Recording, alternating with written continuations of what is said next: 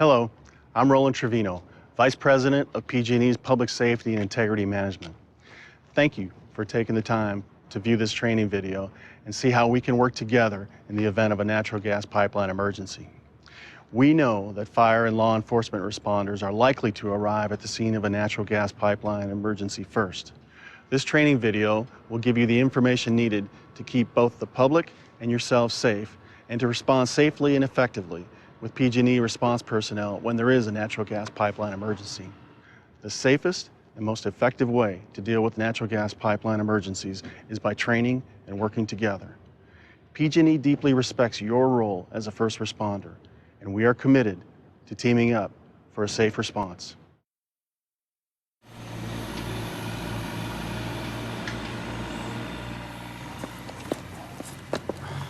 I gotta go back. What now? I think I left the iron on. Again? What do you mean again? Last week, the back door? You thought it was left open? Totally different. Your head's in the clouds, Bill. You're just...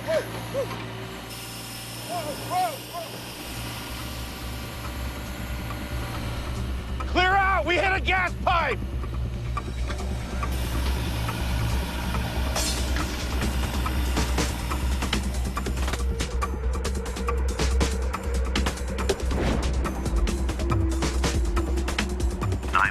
What's the address of your emergency?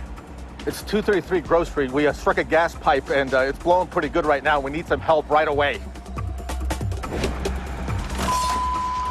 Engine 3, Engine 12, Truck 1, Battalion 1, respond to a natural gas leak at the site of a broken gas main, 233 Grove Street, Cross Street at Maple.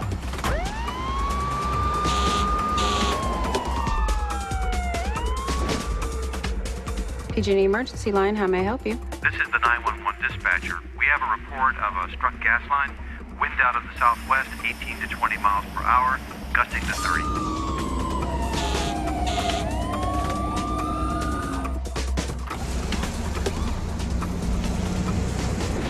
Hi, Ken. I have a struck gas line at 233 Grove Street. Cross of Maple. Okay, got it. Wrap up here. I'm on my way.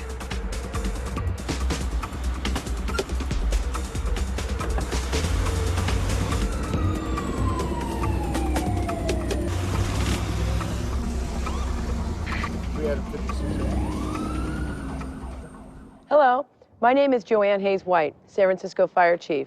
What you're about to see is a recreation of a gas emergency that we as first responders might encounter. Construction and excavation is one of the primary dangers to gas pipelines. PG&E will ultimately stop the flow of gas. However, we often arrive on scene before PG&E crews. 2 minutes to a first responder can be critical, so it is vital that PG&E dispatchers notify their emergency response crews as quickly as possible to ensure public safety. In the meantime, we need to know what we might face in dealing with natural gas incidents. There are more potential dangers than we might be aware of. We want to make sure we know our role and that we're teaming up with other first responders for a safe and unified response.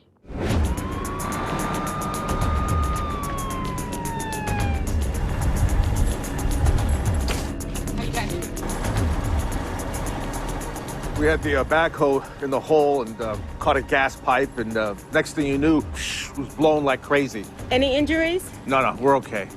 Did you leave the backhoe running or did you shut the engine off? We left the backhoe on and got the heck out of there. Okay, good.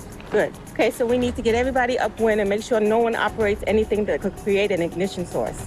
Okay? All right.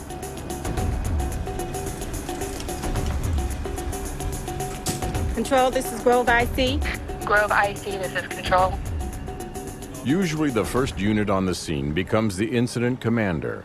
By working together under Incident Command System, the emergency will be managed safely and effectively. Chief, what do you got? I have a contractor who damaged the gas line. No injuries, everybody's accounted for. Okay, what do you need? I need you to move people away from the site and to set up a 330-foot perimeter. You got it. Work with the local law enforcement for crowd control. Establish a safe zone and initially evacuate anyone who is not a first responder at least 330 feet in all directions until you have more definitive information, as recommended by the DOT Emergency Response Guide. Make sure no equipment is on manhole covers and sewers where migrating gas can accumulate. Just because there's a gas pipeline rupture doesn't mean a fire or explosion will occur. There has to be an ignition source to create a spark, like vehicles, tools, communication devices, or any source of static electricity. Sir, is this too dangerous? We have a gas leak. Can you please get behind the caution tape? No problem.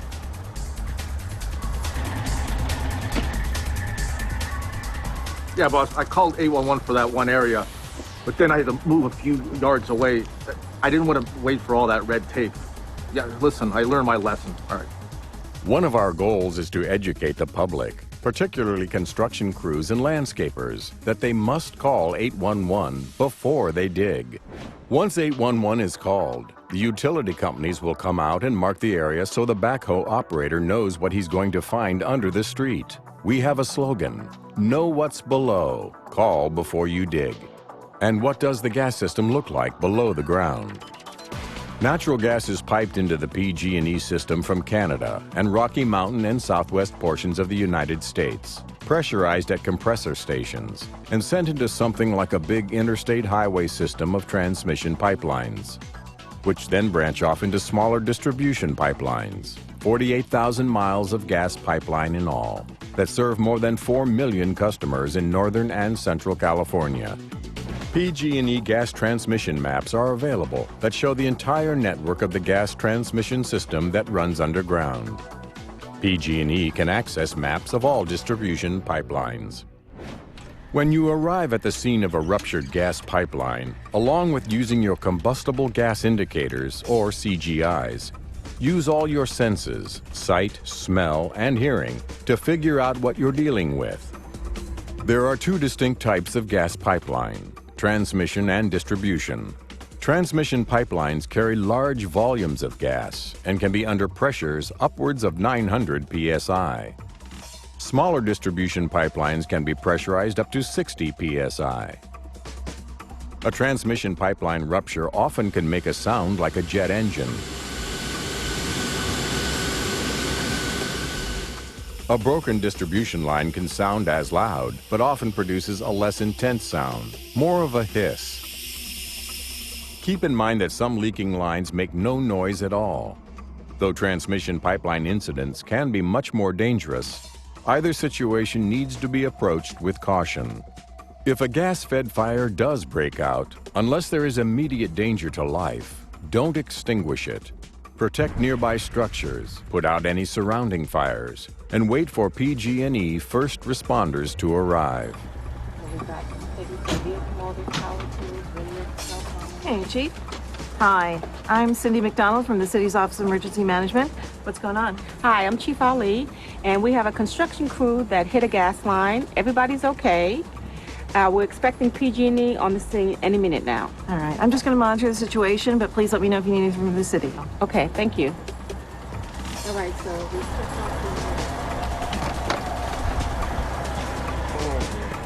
You gotta have been classic. How you doing, Chief? Joel Hart, PG&E Supervisor. GSR is on site, and this is my construction supervisor. How you doing, Chief? Coco Martin, Gas Construction Supervisor. My crews will be here momentarily. Always wait until PG&E arrives to assist in stopping the flow of gas. Depending on the level of the gas emergency, the amount of PG&E personnel responding to the situation may vary. But as a team, they will check for migrating gas, isolate the shutoff points, and once repairs are made, be able to turn the gas service on to any affected customers. We've secured the area around the site. Do you have any idea of how long it'll take to get the gas shut off? We need to find out how extensive the damage is. It might be more than just the damage caused by the backhoe, so we're looking at our maps to get a better picture of the gas distribution here. Okay. Chief, I'll assume PG&E IC role for this incident. Okay, then let's initiate unified command. I'll notify dispatch. Okay. Control, this is Grove IC. Go ahead, Grove IC. PG&E's on scene and making plans to shut down the gas line. We've initiated unified command. Message received. You're on unified command. Grove IC, Engine 3. Engine 3, go ahead. We got a resident here says there's a strong smell of gas coming from inside his house. Engine 3, message received. Could be gas migrating from a gas coupling. Engine 12, check manholes and surrounding structures for the presence of gas. Message received. Although a breached gas pipeline at a construction site emergency is isolated, damage could occur in surrounding gas pipelines. An unseen underground coupling could come loose, or a service feeding a building can be compromised. Then gas can migrate easily into nearby buildings or underground structures, like manholes. Monitor the atmosphere with CGI meters and be sure you calibrate them before use. Honey, you're right. The iron's off. Something stinks in here. It smells like gas. Hi, ma'am. We're with the fire department. We have a report of a gas leak in the neighborhood. Can we come in and check out your house? Again, avoid at all costs any ignition source around a natural gas leak. Always knock. Never ring the doorbell. Even wiping feet on a mat can cause static electricity. I'm gonna open up some windows here. Okay. Keep in mind the properties of natural gas. It's lighter than air and migrates upwards. It's odorless, colorless, non-toxic, but it can asphyxiate a person by displacing the oxygen in a gas-tight enclosed space. Gas utilities incorporate a sulfur-smelling compound called mercaptan into natural gas, so you can smell it even at low levels. If gas concentrations reach between 5 and 15%, an ignition source can set off an explosion. If the atmosphere is rich with gas, more than 15%, the upper explosive limit, remember that as you ventilate a room and gas disperses, it will pass down through the danger zone again. Continue to evacuate and avoid any ignition sources. Better call work to let them know I'll be late. Please, ma'am, don't turn anything on. Too dangerous. Okay. Always anticipate that ignition might occur. Inside natural gas leaks present a whole set of challenges. They should only be approached with extreme caution and with as few personnel as possible. It's always best to let the gas utility shut off the pipeline valves. But in an emergency, everyone is relying on our judgment. If the situation calls for it, close off the gas as close to the leak as possible. A great percentage of calls for indoor leaks result from unlit pilot lights. If that's the case, shut off gas at the appliance.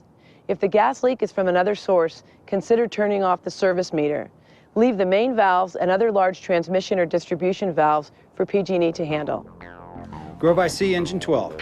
Engine 12, go ahead. Grove IC, we are getting readings nearing the lower explosive limit. We are evacuating now. Engine 12, message received. Also evacuate the adjoining houses nearest the site. Have them get behind the barricade. Message received. It's crucial to let PG&E do any repair work on the leaking pipeline. They have the expertise necessary. Fire crews should never make stopgap repairs, even if PG&E is delayed and gas continues to release into the atmosphere. Okay, the gas main valves have been closed and the leak has been secured. I'll keep you posted on time we make repairs. Okay, I'll keep one of our units on scene to stand by and assist. Let me notify dispatch. Dispatch, Grove IC. Grove IC, this is Control. The gas leak has been shut down. The situation is under control, and Engine 12 will remain on scene to stand by and assist. Message received. Just because the gas flow has been stopped, it doesn't mean the emergency is over. Gas could still be migrating into buildings. Always recheck the surrounding structures before allowing people back in.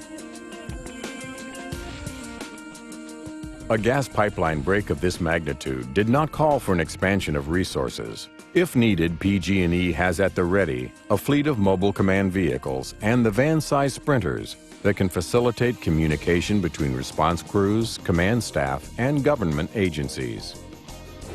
In the aftermath of a natural gas pipeline break, it's important to debrief with PG&E before leaving the scene.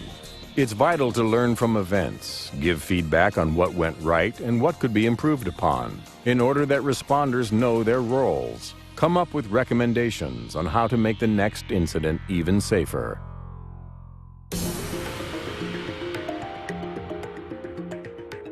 Establish incident command system. Isolate the leak at least 330 feet in all directions. Always operate upwind. Work with police for crowd control. Don't park on manhole covers or sewer grates. Check surrounding structures for gas migration using gas detection meters. Eliminate ignition sources. Wait for PG&E to stop the flow of gas. Don't operate main valves. Never reopen any closed valves. And debrief before leaving the scene. The world is changing fast. The construction crews keep digging. As first responders, we need a culture of safety to keep up. By applying incident command principles and by sharing the very best practices, we can truly team up for a safe response.